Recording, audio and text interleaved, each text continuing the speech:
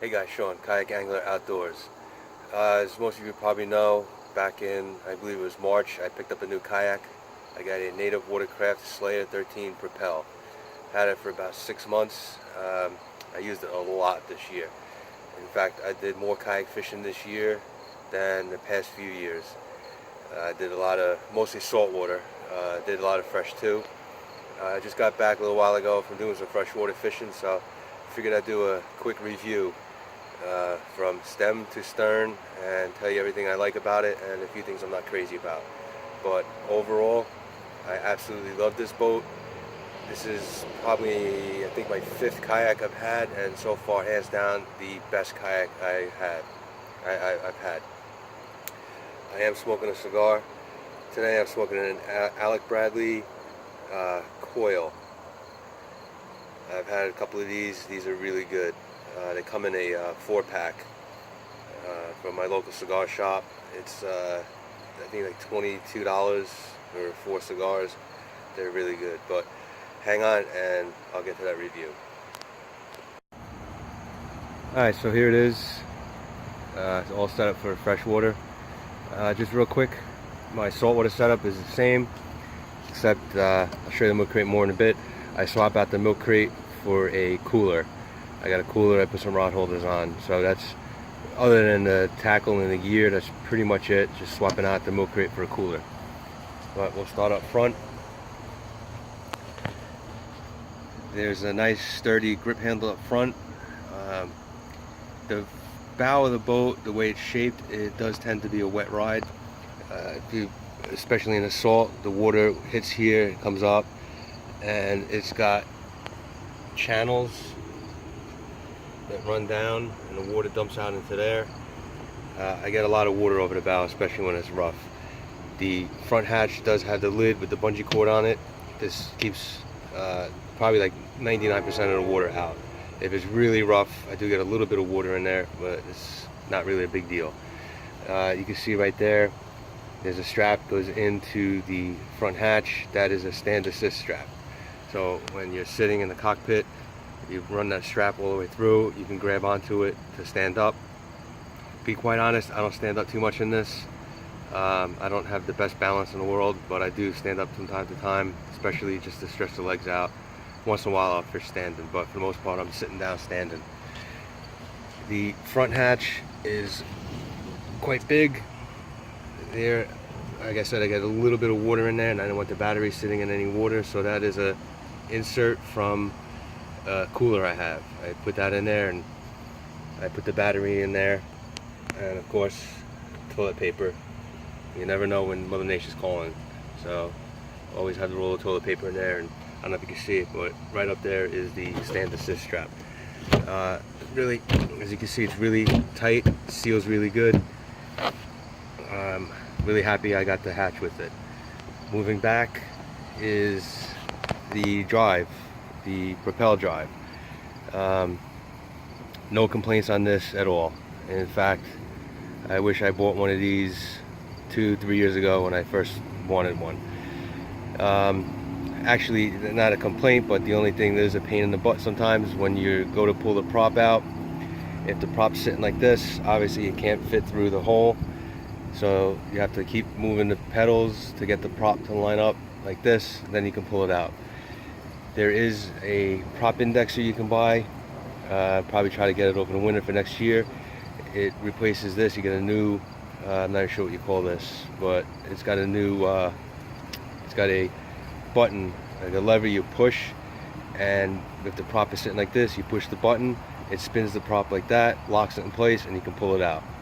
A couple of times it took me a few minutes to get the prop to line up. If the water's clear, you can see the prop, but if it's not, then you just got to keep turning the pedals and lifting up until you get the propeller lined up right. There are 3 locks, one here, one over here, and one down here. When this swings down, this locks into here. I never use this lock, the back lock. I never use it, but these obviously I always use. A buddy of mine gave me a couple of pool noodles, great idea. Put them on the, I think this is called the thwart tube. pool noodle. You can hang your lures, jigs, whatever, let them dry out. Comes in real handy when I'm fluking, especially when I'm changing out lures. I keep a couple extra up here, so it's nice and easy to change out. On the gear track on the side, these are called they're paddle parks. They're lunchbox paddle parks, and it's got like a roto grip, nice and easy. Pull it out, pop it in, and the wheels grip the paddle, and it's not going anywhere, and it keeps it off the side of the boat. I also use it if I go fly fishing. I can lay my fly rod on these, and it sits on the side of the boat. And what I like about it is, you can see there, it hangs off the side of the boat a little bit. This way it does not interfere with the steering. I'm still able to use the rudder completely. When I put a fly rod there or another fishing rod, sometimes it gets in the way, but the paddle never gets in the way. And these the lunchbox paddle parks are available at the kayak fishing store. Check them out online, kayakfishingstore.com. They're in North Wildwood, New Jersey. That's my go-to shop for anything kayak related. Also from the kayak fishing store, these are scupper screens. What these do is it prevents anything from slipping through. If you're using live bait or smaller lures, they can slip through because the Propel has really large scuppers. Stick these in, it lets all the water go out, but you're not going to lose anything. You're not going to lose bait, lures, or anything. And you got the tray here. The tray acts as a drive holder, if you will, when the drive is up. Otherwise, nice cup holder. A couple of little compartments to store things. You see here, I have my Uncle Josh pork frogs sitting right there. If I'm switching out lures frequently, I'll lay a couple in here or in there. This way they're right at my fingertips. For the guys that do like to stand, you got nice rubber on the floor, it's nice and grippy. Really big area to stand. Obviously, you got one on both sides. The seat, along with the Propel drive, the seat is probably one of my favorite features. All my other kayaks I had, you basically sat on the kayak. Very bad for my back and the legs. Once in a while my legs would give out. This seat, super comfortable, nice sturdy back, adjustable straps on the side. This seat does go all the way down. I haven't taken the seat out of the boat yet. Even when I'm driving, I keep it in and I just bring the back all the way down. And it folds all the way up too. And you can put it in any position you want. Sometimes if I'm really tired and just want to hang out, I'll put it back even further and just hang out, pedal like that. Or if I'm fishing a lot, keep it up, better back support. Along with the seat, I don't know if you can see it, I have the under seat storage. It's got 2 compartments on either side. Keep a bunch of stuff in there. Got fly box, hook remover. I got some sunscreen. You can fit a lot of stuff in here. And what's nice too is, even with the under seat storage, I still have room underneath. I keep my bump board, bag of soft plastics, another can of sunscreen. You can never have enough sunscreen. And I can also fit more boxes under there. Nice and roomy. And on the other side I have some leader material, some candy, in case my blood sugar gets a little low while I'm out there, which has happened a few times. Keep some candy down there as well. Moving back, got a nice big storage area in the back. You can see I got some more leader material under the seat. If I can grab it, a first aid kit. And I'm also able to keep a couple of boxes back here as well. It's got a couple of bungee straps. These boxes sit right there, nice and secure. Immediately behind that, you have a sealed hatch with the bucket and access to the inside of the kayak. And here I keep the scupper plugs that I took out here. You can get an idea of how big the scuppers are. These are the plugs from up in the cockpit where I had the screens. So I keep these in here just in case I ever want to put them in. and I can access this from sitting in a seat, just turning around. A couple of flush mount rod holders either side, comes in real handy. I bring a minimum of 4 rods out, so plenty of room for rods.